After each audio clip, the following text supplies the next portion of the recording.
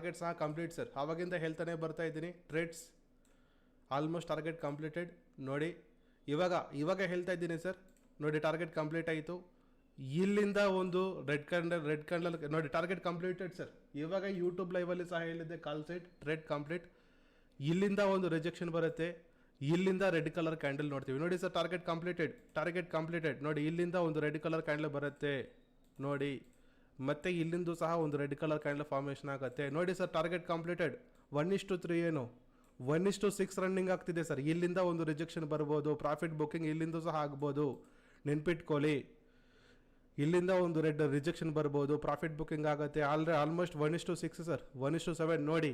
ಲೈವಲ್ಲಿ running ಆಗ್ತಿದೆ sir, ಲೈವಲ್ಲಿ ನೋಡಿ. Second target ಸಹ ಕಂಪ್ಲೀಟ್ ಆಯಿತು. ಇಲ್ಲಿಂದ ಪ್ರಾಫಿಟ್ ಬುಕ್ಕಿಂಗ್ ಆಗುತ್ತೆ, ನೆನ್ಪಿಟ್ಕೊಳ್ಳಿ. ಇಲ್ಲಿಂದ ರೆಡ್ ಕಲರ್ ಕ್ಯಾಂಡಲ್ ಫಾರ್ಮೇಷನ್ ಆಗುತ್ತೆ. Okay, it's only for educational purpose.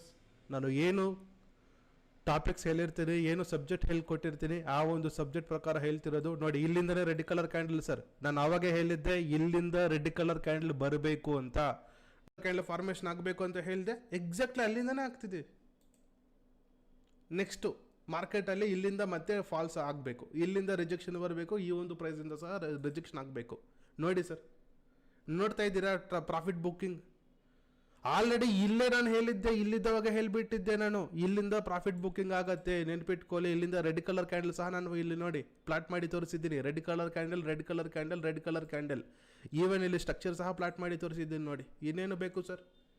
Real ಮಾರ್ಕೆಟ್ನ ತೋರಿಸ್ತಾ ಇದ್ದೀನಿ, ರಿಯಲ್ ಪ್ರೆಸರ್ ನೋಡಿ. ಇವನ್